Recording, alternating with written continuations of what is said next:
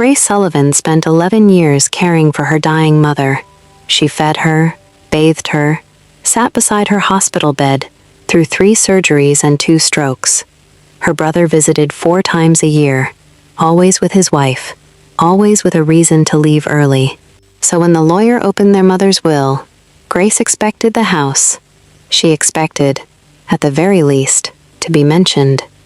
Instead, she heard her brother's name, twice, and her own, not once. Her mother's signature was on that page, but something about it didn't sit right. Not the ink. Not the date. Something underneath it. Weeks later, clearing out the attic, Grace would find a small tin box hidden beneath a loose floorboard, and inside it, a diary that would prove the will Grace had just watched read aloud was never the will her mother meant to leave behind. Before we go any further, let us know in the comments where you're watching from. We'd love to hear from you. And don't forget to hit that subscribe button so you never miss any of our upcoming videos. Because what Grace found in that attic didn't just change who inherited a house. It changed everything she believed about the last 2 years of her mother's life, and about the brother she thought she knew. To understand what Grace found, you have to understand who Peggy Sullivan was before any of this began. Peggy raised 2 children alone after her husband died young, working double shifts at a diner in a small Ohio town, so her kids would never feel the difference between what they had and what other families had. She taught Grace how to balance a checkbook before she taught her how to drive. She taught Craig how to charm a room before he could tie his own shoes. Peggy was proud of both of them in different ways, but she never hid which one of them called her every single night, just to ask how her day had gone. That was Grace. It had always been Grace, even as children, when Craig would disappear for hours with friends, and Grace would sit at the kitchen table doing homework within arm's reach of her mother. Craig moved 2 states away in his 20s to build a career in real estate, and for a long time, that distance felt ordinary, the kind every family has. He called on holidays. He sent flowers on her birthday. Nobody thought much of it, least of all Grace, who had quietly taken over her mother's care without ever being asked to. Grace had her own apartment then, a job she liked, a life that was modest but entirely her own. None of that mattered to her once Peggy's health began to slip. She gave up the apartment within a month of the first diagnosis, gave up the job for something with more flexible hours, and rearranged her entire existence around hospital appointments and medication schedules without a second thought. Craig sent a card. He said he wished he could do more, but the market was demanding. The flights were expensive, and Renata's schedule at the firm made travel difficult. For years, Grace believed him. She believed all of it, because believing the alternative, that her brother simply didn't want to be there, was harder to carry than the caregiving itself. It's easier, in a family, to invent reasons for someone's absence than to sit with the truth that they've chosen not to show up. Grace built those reasons for Craig for over a decade, defending him at holiday gatherings when relatives asked where he was, making excuses to her mother that Peggy never actually asked for. Peggy never complained about Craig out loud, not once, not even when the silences between his visits stretched from months into a full year. But there was one afternoon, sitting on the porch with tea going cold between them, when Peggy said something Grace would only understand much later. She said, "Your brother has been asking a lot of questions about the house lately," and then she laughed it off, the way she laughed off most things that worried her, and changed the subject before Grace could ask what she meant. Grace remembers that afternoon clearly now, remembers the particular way her mother's hands tightened around her mug, though at the time she read nothing into it at all. That offhand comment sat quietly for months, buried under the daily weight of caregiving, until the year everything changed. Grace noticed small shifts before she understood them. Peggy started asking her, gently, whether she'd ever thought about traveling again, about dating again, about building a life outside these 4 walls. questions that felt less like idle conversation and more like a woman trying to prepare her daughter for something.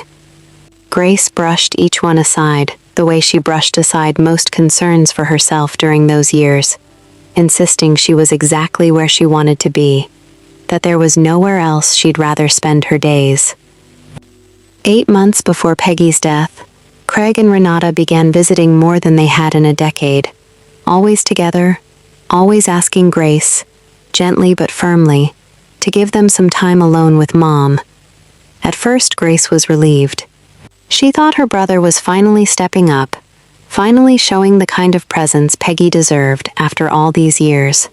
She stepped back from the room during those visits without a second thought, grateful, even, that someone else was carrying part of the weight she'd carried alone for so long. She would busy herself in the kitchen or the garden, giving them privacy she now understands was never really about family time at all. What Grace didn't know was that those private conversations weren't about spending time with a dying mother. They were about paperwork. Tom Reyes, the family's longtime estate lawyer, received a call from Craig one afternoon, requesting an updated will. At Mom's request, Craig said.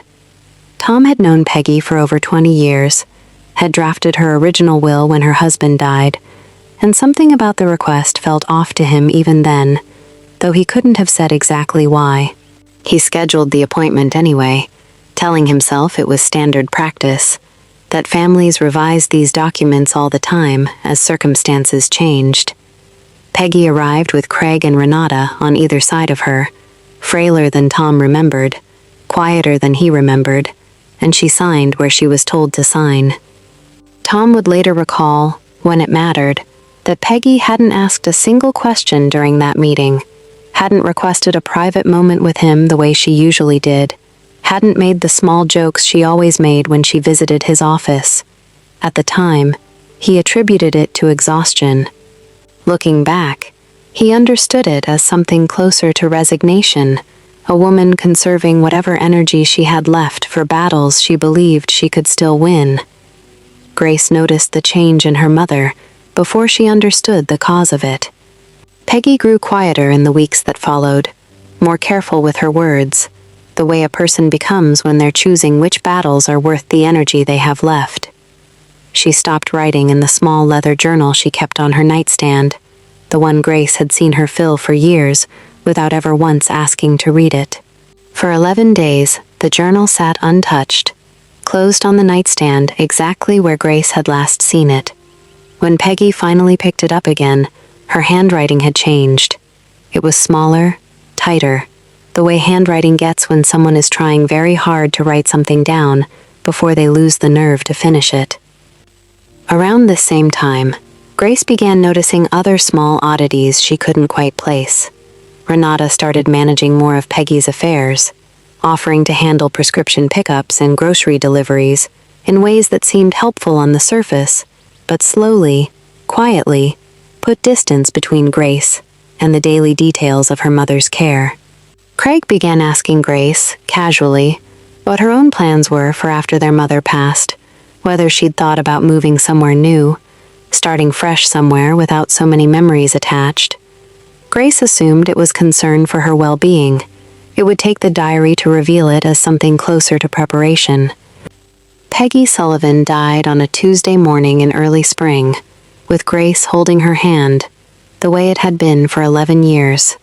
The funeral was small, quiet, exactly the way Peggy would have wanted it. Grace grieved the way anyone grieves a parent they gave a decade of their life to, fully, quietly, without room in her chest for suspicion. Relatives who hadn't visited in years offered condolences that felt hollow against the weight of what Grace had actually lived through, and she accepted every one of them graciously, too tired and too sad to feel anything but the loss itself. That came later, 4 days after the funeral, when the family gathered in Tom Reyes's office to hear the will read aloud. Grace sat there expecting nothing more than confirmation of what she already knew. Instead, she heard her mother's house, her mother's savings, and her mother's name all handed to Craig, with Renata listed as an alternate beneficiary. Grace's name did not appear once. The room went quiet in a way Grace had never experienced before. The kind of quiet that presses against your ears. The kind where you can hear your own pulse in the silence. Tom read the document carefully, formally, avoiding Grace's eyes in a way she would only recognize as significant much later. Craig didn't look surprised. Renata didn't look surprised. Grace sat perfectly still, waiting for someone to tell her this was a mistake, that a page had been skipped, that her name would appear somewhere further down. It never did. When the reading ended, Craig reached over and squeezed her shoulder, told her he was sorry, told her their mother must have had her reasons, and Grace, still too stunned to speak, simply nodded, unable to form a single word in response. It took 3 days for the shock to turn into questions. Grace confronted Craig on the phone, carefully at first, then less carefully, as his answers kept shifting shape beneath her. He told her their mother had brought it up herself, that Peggy had always felt Grace was more independent, more capable of standing on her own.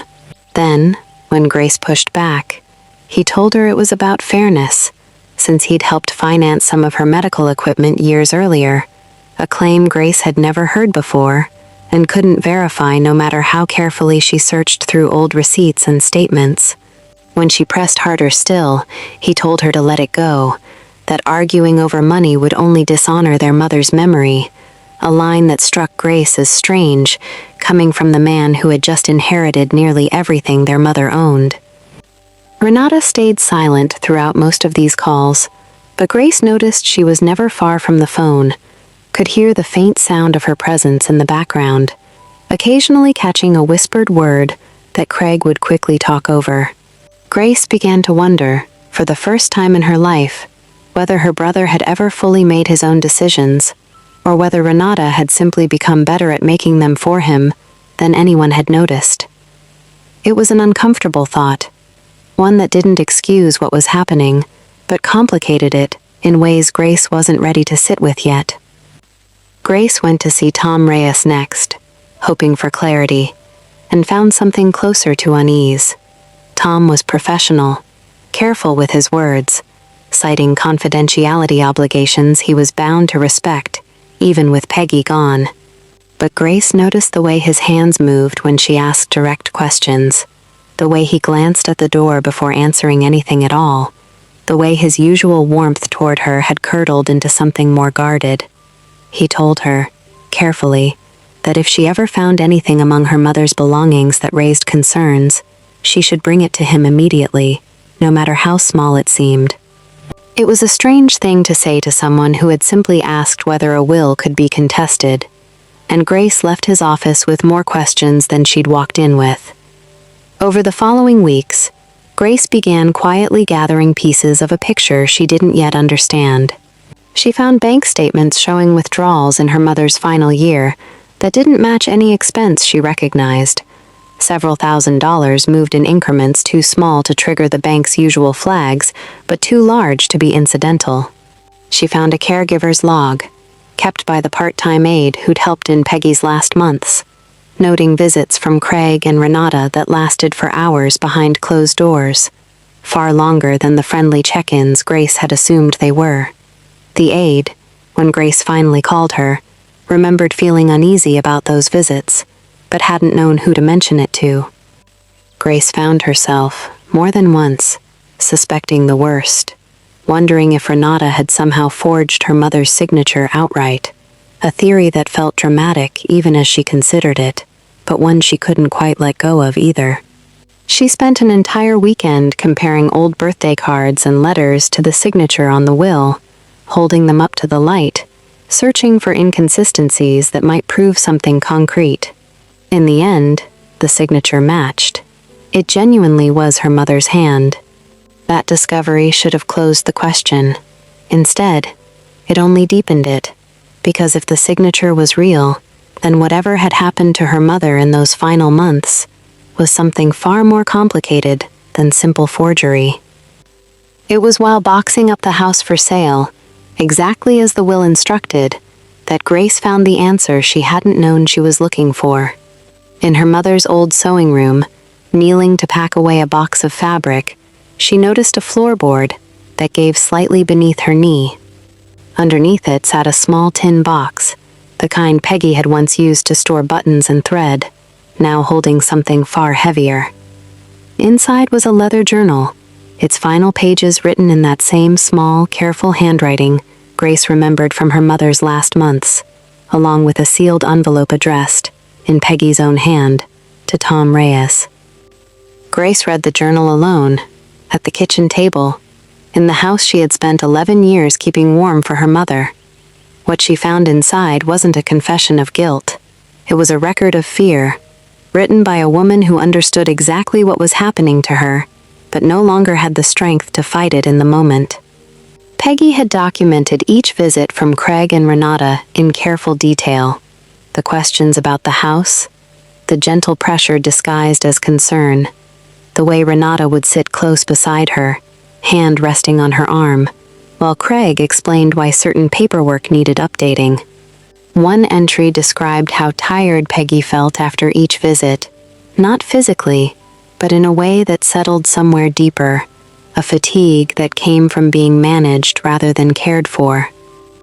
Peggy wrote about a specific evening when Craig had gently suggested that Grace, quote, deserved a fresh start, unquote, once their mother was gone, framing the will change as something that would ultimately free Grace from the burden of the house and its upkeep. Reading that entry, Grace finally understood the strange questions Craig had been asking her for months about her plans for the future. They hadn't been concern, they had been groundwork, laid carefully in advance so that when the will was finally read, Grace's disinheritance could be explained away as a kindness rather than what it actually was. The most devastating entry came near the end. Peggy had written that she'd met privately with Tom Reyes, just 5 weeks before her death, without Craig or Renata's knowledge, and signed a separate document, a trust, naming Grace as trustee, specifically designed to protect the estate from exactly what was happening. She wrote that she couldn't risk telling Grace directly, not while Craig and Renata were watching so closely, monitoring her calls and visitors, more than Grace had ever realized at the time. She wrote that the sealed envelope for Tom would only make sense once someone found this journal on their own, proof that Grace hadn't simply been told what to believe, but had uncovered the truth herself, the way her mother always knew she eventually would. Grace sat with that journal for hours before she could bring herself to move.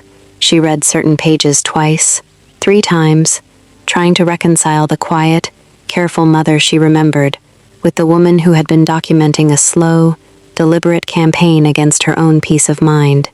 There was grief in it, but there was also a strange kind of comfort, the realization that her mother had seen everything, had understood exactly what was happening, and had spent her last strength not on despair, but on protecting the one person who had never asked to be protected. Grace brought the journal and the sealed envelope to Tom Reyes the next morning, her hands unsteady, in a way they hadn't been since the day of the funeral. Tom read the envelope in silence, then looked up at Grace with an expression she would later describe as relief mixed with grief. He confirmed what the journal had already told her. Peggy's final legal act hadn't been the will Craig presented at the reading. It had been a private trust, signed weeks later, that legally superseded it. One Tom had been bound by Peggy's own explicit instructions not to disclose until Grace came to him with proof she'd found it herself, exactly as her mother had planned. Tom explained, gently, why he hadn't said anything sooner despite his own discomfort. Peggy had been specific about the timing, worried that if the trust came to light too soon, before Craig and Renata believed the matter fully settled, they might contest it aggressively, dragging the estate through a legal battle that could drain it entirely before anyone saw a dime. Peggy had wanted Grace to have proof strong enough to stand on its own, undeniable, found rather than delivered, so that no one could later claim she'd been coached or influenced. It was, Tom admitted, the most careful thing he'd ever watched a client do. What followed was a formal probate hearing, quieter than most family disputes ever become, but no less devastating for those inside it. Tom testified to the true chronology of events, laying out dates that Craig's version of the story simply couldn't survive, showing that the trust post-dated the will by exactly 5 weeks and had been signed with full mental competency, confirmed by an independent physician Peggy had specifically requested be present. Peggy's own written words, read aloud in that same courtroom, described the pressure she'd felt in language too specific, too personal, to be dismissed as the confusion of an ailing woman. Craig sat through all of it without much to say, his earlier confidence gone, replaced by something closer to exhaustion. He didn't argue when the judge read passages describing the private meetings Renata had orchestrated, didn't object when the caregiver's log was entered as supporting evidence. Renata, for the first time since this began, said nothing at all, her composure finally giving way to a stillness that read less like calm and more like someone watching a plan collapse in real time, with no further moves left to make. The final twist came not as a dramatic confrontation, but as a quiet realization Grace arrived at on her own.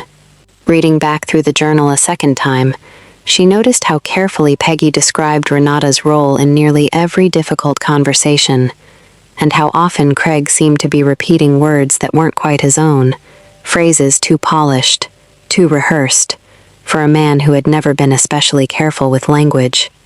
It didn't excuse what he'd done, but it complicated it in a way Grace hadn't expected. Craig, it seemed, had spent years carrying guilt over his absence, during Grace's caregiving years, guilt Renata had learned to use, gently, patiently, until entitlement started to feel like something he'd earned, rather than something he'd taken from the sister, who never once asked him for anything. The trust held. The estate was protected exactly as Peggy intended, placed safely out of reach of the two people who had spent her final months trying to claim it. Craig didn't contest the ruling. There was nothing left in the journal's pages for him to argue against. No gap in the timeline he could exploit. No ambiguity left for a lawyer to work with. Grace didn't celebrate the outcome the way she once might have imagined she would in the angrier days right after the funeral. There was no satisfaction in watching her brother's face when the truth was finally read aloud, only a tired, aching sadness for the mother who had spent her last months protecting a daughter who never even knew she needed protecting. In the weeks after the hearing, Grace found herself returning to the journal again and again, not out of anger anymore, but out of a need to feel close to her mother in a way the funeral hadn't quite given her. She began to notice small details she'd missed on the first read, tiny observations about the weather, about a bird that kept visiting the porch railing, about the taste of the tea Grace used to bring her each afternoon. Buried among the fear and the careful planning was still, unmistakably, her mother's voice, warm and specific, a reminder that even in her most frightened months, Peggy had never stopped noticing the small, good things around her. Grace visited her mother's grave the following week, journal in hand, and read the final entry aloud, alone, the way Peggy had clearly intended for someone to eventually read it. It wasn't about the house. It wasn't about money at all. It was a simple, unguarded record of a mother who had spent 11 years watching her daughter give up pieces of her own life without ever once being asked to, and who wanted her, more than anything else, to know that none of it had gone unnoticed. Grace closed the journal, sat with her mother a while longer in the quiet of the afternoon, and finally understood that the silence she'd once mistaken for distance had actually been her mother's last act of love, carried out in the only way she still had the strength to give it. Have you ever discovered something about a parent after they were gone that changed everything you thought you knew about them? Tell us in the comments below. We read every single one. And if this story moved you, wait until you hear what we're bringing you next, because some family secrets don't stay buried for long.